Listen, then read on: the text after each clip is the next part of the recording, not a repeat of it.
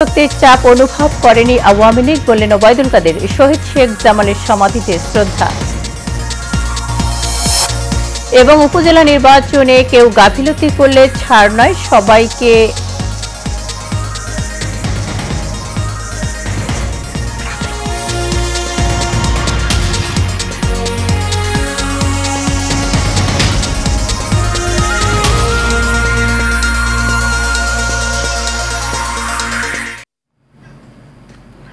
স্বাগত Asian prime নিউজের সঙ্গে আছি আমি শারমিন জাহান মেরি। শুনছিলেন বিআরবি কেবল ইন্ডাস্ট্রিজ লিমিটেড সংবাদ শিরোনাম। এবার যাব পুরো সংবাদে। চলমান তাপদাহের কারণে দেশের 5 জেলার সকল শিক্ষা প্রতিষ্ঠান আগামীকাল বন্ধ রাখার সিদ্ধান্ত নিয়েছে শিক্ষা মন্ত্রণালয়। রাতে শিক্ষা মন্ত্রণালয়ের তথ্য গণসংযোগ কর্মকর্তা এম এ খায়ের এক বার্তায় তথ্য জানান। তিনি জানান, দেশের চলমান তাপদাহের কারণে স্বাস্থ্য মন্ত্রণালয় এবং আবহাওয়া অধিদপ্তরের সঙ্গে পরামর্শক্রমে ঢাকা, চুয়াডাঙ্গা, যশোর, খুলনা ও রাজশাহী জেলার সকল মাধ্যমিক স্কুল, কলেজ, মাদ্রাসা ও কারিগরি শিক্ষা প্রতিষ্ঠান আগামীকাল বন্ধ থাকবে। তবে যেসব শিক্ষা প্রতিষ্ঠানে শীততাপ নিয়ন্ত্রণ ব্যবস্থা আছে সেসব প্রতিষ্ঠানের কর্তৃপক্ষ চাইলে তাদের স্কুল, কলেজ, মাদ্রাসা খোলা রাখতে পারেন বলেও জানান তিনি।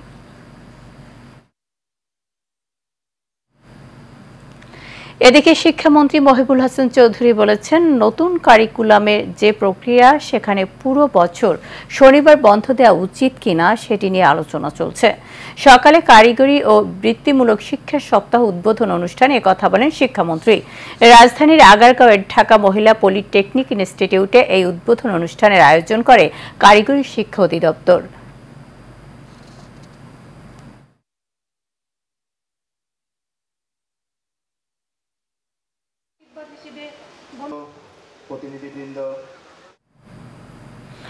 দেশে চলছে তীব্র তাপপ্রবাহ।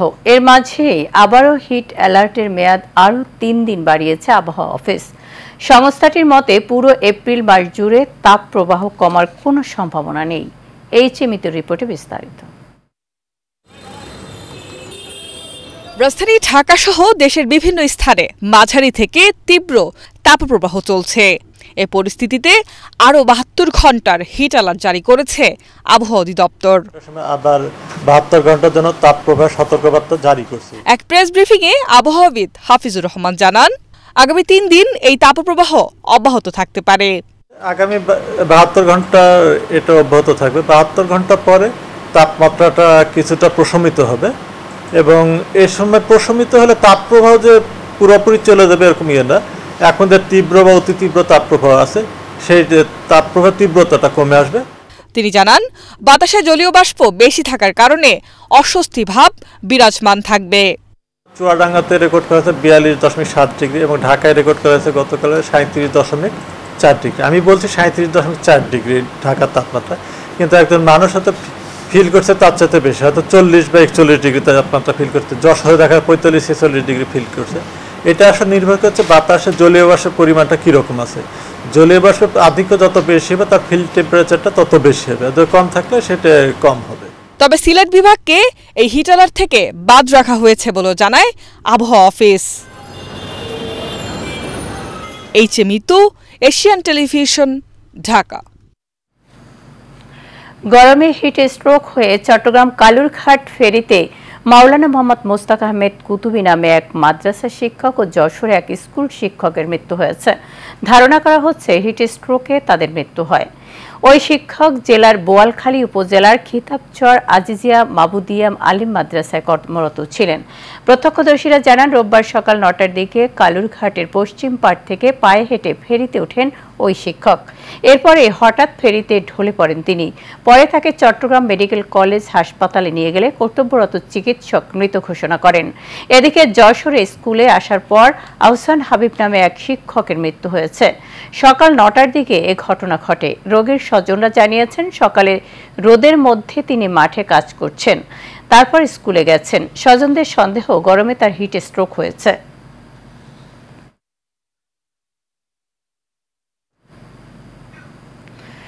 জাতির পিতা বঙ্গবন্ধু শেখ মুজিবুর রহমানের দ্বিতীয় পুত্র শহীদ বীর মুক্তিযোদ্ধা শেখ জামালের ৭১তম জন্মদিন আজ।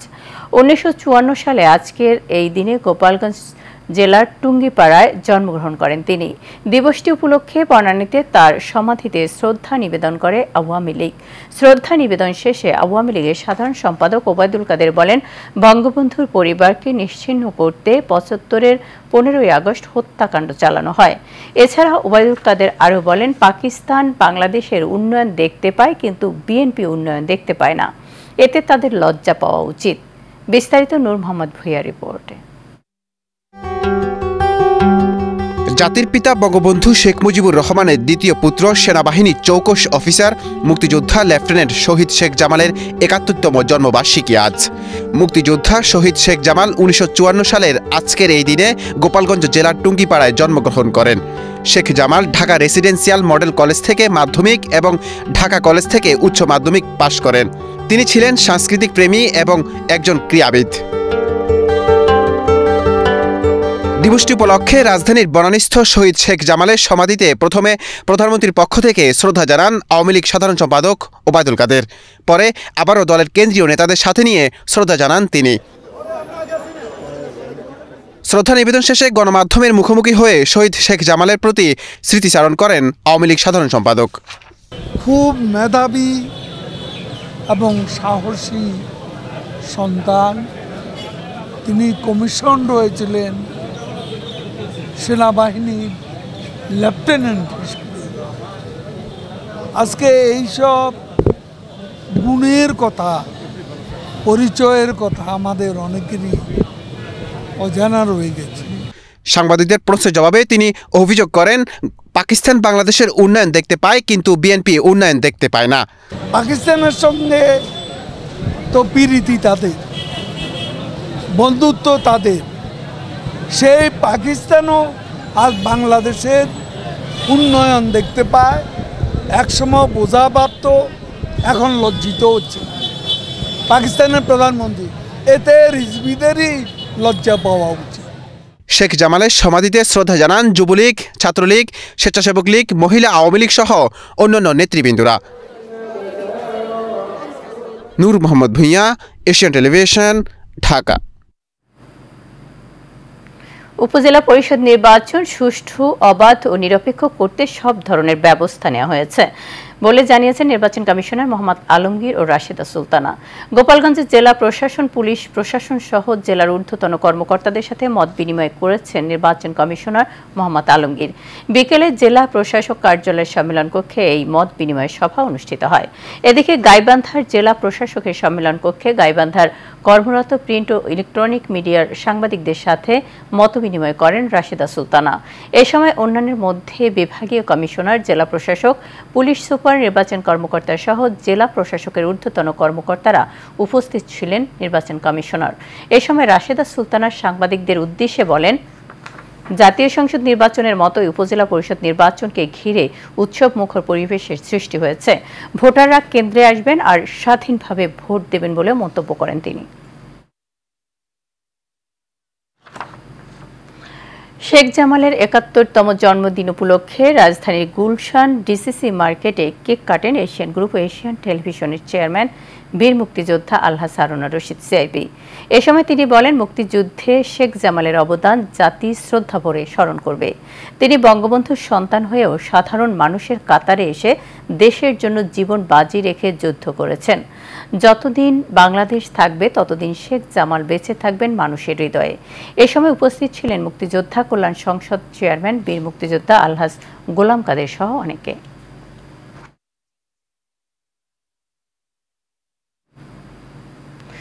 গঠনতন্ত্রের পরিপন্থী কার্যকলাপের কারণে বঙ্গবন্ধু সৈনিক লীগের কেন্দ্রীয় কার্যনির্বাহী কমিটির সহ-সভাপতি এম এ কাশেমকে সংগঠন থেকে অব্যাহতি দেওয়া হয়েছে।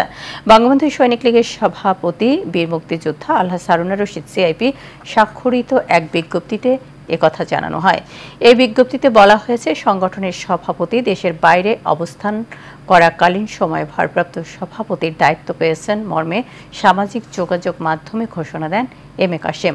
এ নিয়ে কারণ দর্শানোর নোটিশ দেওয়া হলে তার কোনো উত্তর না দিয়ে ব্যক্তিগত অফিসকে বঙ্গবন্ধু সৈনিক লীগের তথাকথিত অফিস হিসেবে ঘোষণা দিয়ে বঙ্গবন্ধু সৈনিক লীগের বিভিন্ন স্তরের নেতাকর্মীদের ডেকে তাদের মধ্যে বিভ্রান্তি ও বিভক্তি সৃষ্টির পায়তারা করেন। সদ্য অব্যাহতি দেওয়া সহসভাপতি এম এ কাশেমের বিরুদ্ধে আরও অভিযোগ রয়েছে। তিনি কক্সবাজারে গিয়ে স্থানীয় একটি হোটেলে নিজ অনুসারীদের নিয়ে সংগঠনের সভাপতির অনুমোদিত কমিটির বিরুদ্ধে সংবাদ সম্মেলন করেছেন। এতে স্থানীয় নেতাকর্মীদের মধ্যে বিভ্রান্তি সৃষ্টি হয়েছে। এ সকল সংগঠন বিরোধী কর্মকাণ্ডে লিপ্ত থাকায় গঠনতন্ত্র মোতাবেক এম এ কাশেমকে বঙ্গবন্ধু সৈনিক লীগের কেন্দ্রীয় কার্যনির্বাহী কমিটির সহসভাপতি পদ থেকে অব্যাহতি দেওয়া হয়েছে বলে সংগঠনের বিজ্ঞপ্তিতে জানানো হয়। একই সাথে ভবিষ্যতে সংগঠনের কোনো কার্যক্রমে জড়িত হলে তার বিরুদ্ধে আইনানুগ ব্যবস্থা নেওয়া হবে বলে হুঁশিয়ারি দেওয়া হয়েছে ওই বিজ্ঞপ্তিতে।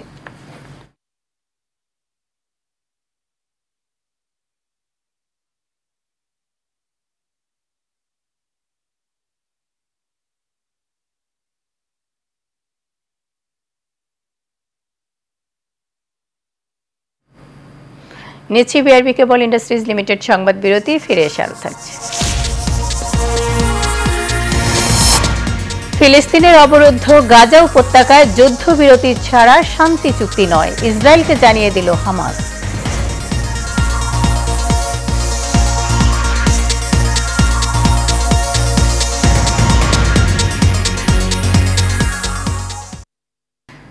রাজধানীর কদমতলীতে চিকিৎসার অবহেলায় এক নবজাতকের মৃত্যু হয়েছে বলে অভিযোগ করেছে তার পরিবার।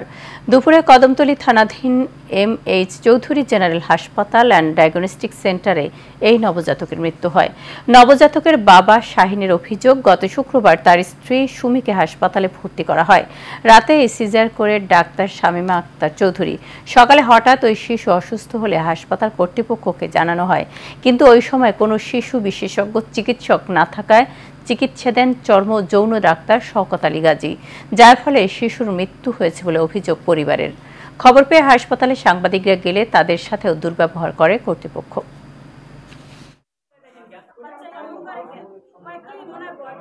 আমাদের কোনো দোষ নাই।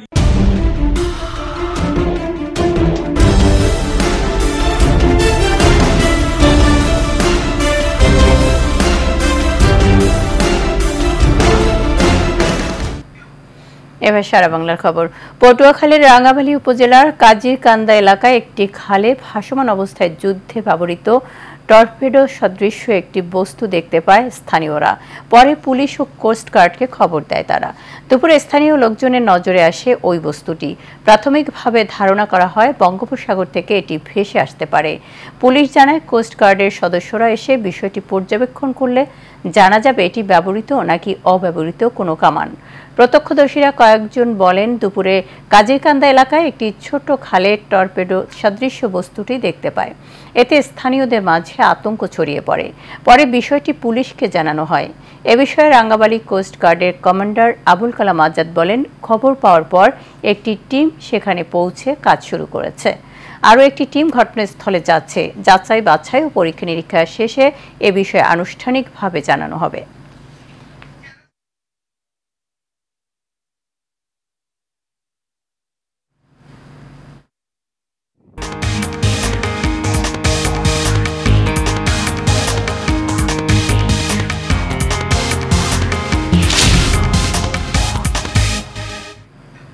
এবার আন্তর্জাতিক সংবাদ। যুদ্ধবিরতি ছাড়া ইসরায়েলের সাথে কোনো চুক্তি নয়, এক বিবৃতিতে নিজেদের অবস্থান আবারও স্পষ্ট করল হামাস। যুদ্ধবিরতি চুক্তির প্রস্তাব নিয়ে হামাসকে আনুষ্ঠানিক প্রতিক্রিয়া জানিয়েছে তেল আবিব। এমন তথ্য জানিয়েছে ফিলিস্তিনি স্বাধীনতাকামী সংগঠনটি। তেল আবিবের প্রস্তাবনা খতিয়ে দেখবে বলেও জানান হামাস। মিশর ও কাতারের মধ্যস্থতায় আলোচনার পর গত 13 এপ্রিল পাঠানো হয়েছিল সংস্কারকৃত প্রস্তাবটি।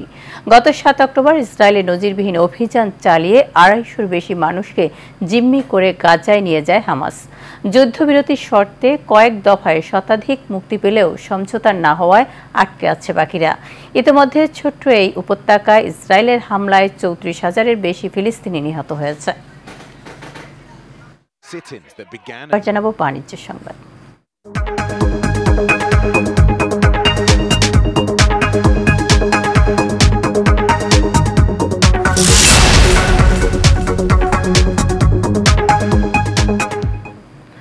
মেডিকেল ট্যুরিজমে সহায়তা প্রদানের লক্ষ্যে মাস্টার কার্ডের সহযোগিতায় ইস্টার্ন ব্যাংক পিএলসি দেশে প্রথমবারের মতো একটি প্রিপেইড কার্ড চালু করেছে। বিকেলে রাজধানী গুলশানের ইবিএল এর প্রধান কার্যালয়ে এই প্রিপেড কার্ড উদ্বোধন করা হয়। ভারতে চিকিৎসা প্রত্যাশী বাংলাদেশি নাগরিকরা এই কার্ড ব্যবহারে বিশেষভাবে উপকৃত হবেন। উদ্বোধনী অনুষ্ঠানে উপস্থিত ছিলেন মাস্টার কার্ড দক্ষিণ এশিয়ার প্রধান পরিচালনা কর্মকর্তা বিকাশ ভার্মা, ইবিএল এর অতিরিক্ত ব্যবস্থাপনা পরিচালক আহমেদ শাহিন সহ ইবিএল এর ঊর্ধ্বতন কর্মকর্তারা। ইলেকট্রিক অ্যান্ড ইলেকট্রনিক্স পণ্য প্রস্তুতকারক খাতে গ্রিন ফ্যাক্টরি অ্যাওয়ার্ড পেয়েছে ওয়ালটন হাইটেক ইন্ডাস্ট্রিজ পিএলসি। রাজধানীর বঙ্গবন্ধু আন্তর্জাতিক সম্মেলন কেন্দ্রে আয়োজিত এক অনুষ্ঠানে ওয়ালটনকে গ্রিন ফ্যাক্টরি অ্যাওয়ার্ড প্রদান করা হয়। অনুষ্ঠানে প্রধান অতিথি বাংলাদেশ জাতীয় সংসদের স্পিকার ডক্টর শিরিন শারমিন চৌধুরীর কাছ থেকে পুরস্কারটি গ্রহণ করেন ওয়ালটন হাইটেক ইন্ডাস্ট্রিজ পিএলসির additional managing director Eva Rizwana Nilu. এ সময় উপস্থিত ছিলেন ওয়ালটনের senior executive director Sharif Haruna Rashid Sony. বিশেষ অতিথি হিসেবে উপস্থিত ছিলেন শ্রম কর্মসংস্থান প্রতিমন্ত্রী বীর মুক্তিযোদ্ধা নজরুল ইসলাম চৌধুরী ও আন্তর্জাতিক শ্রম সংস্থা বাংলাদেশের কান্ট্রি ডিরেক্টর টুমো পটিয়াইয়েন।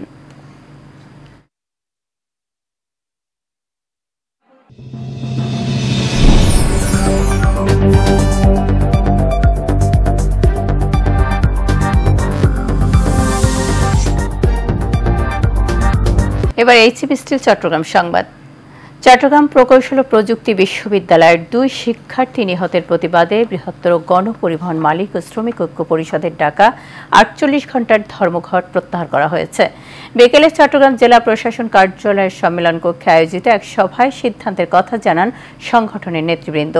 এ সময় সংগঠনের নেতারা জানান, সাধারণ মানুষের ভোগান্তির কথা ভেবে 48 ঘণ্টার ধর্মঘট প্রত্যাহার করা হয়েছে।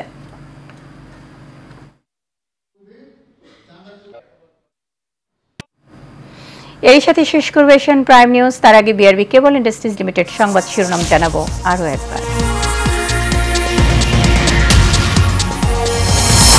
তাপদাহের কারণে কাল ঢাকা সহ 5 জেলার শিক্ষা প্রতিষ্ঠান বন্ধ ঘোষণা, ফের 72 ঘণ্টার হিট অ্যালার্ট জারি। নির্বাচনে কোনো বিদেশি শক্তির চাপ অনুভব করেনি আওয়ামী লীগ, বললেন ওবায়দুল কাদের। শহীদ শেখ জামালের সমাধিতে শ্রদ্ধা। এবং উপজেলা নির্বাচনে কেউ গাফিলতি করলে ছাড় নয়, সবাইকে আইন মানতে হবে, 2 জেলায় বললেন ইসি আলমগীর ও রাশিদা।